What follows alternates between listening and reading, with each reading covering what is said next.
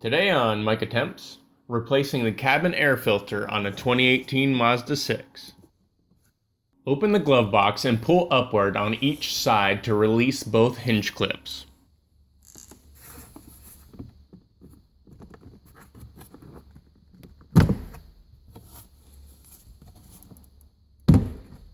Squeeze the interior sides to clear the stop pins and pull forward.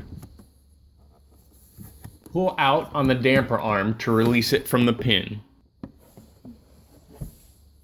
Here's a better view of the hinge clips from below.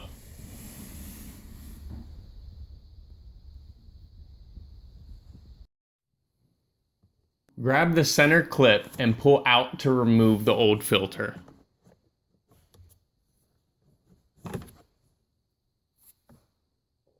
The direction of airflow is indicated on the front of the filter.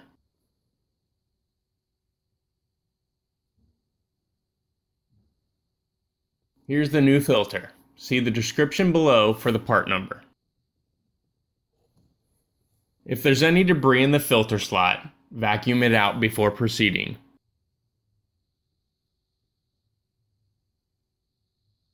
Insert the new filter, making sure the front clip is facing down.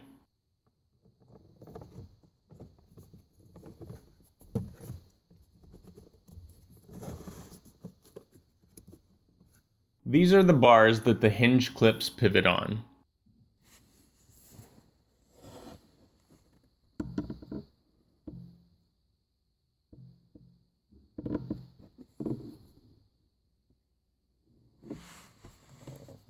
Line up the clips and push to snap them back onto the bars. Raise the glove box slightly and reconnect the damper arm to the pin on the right side.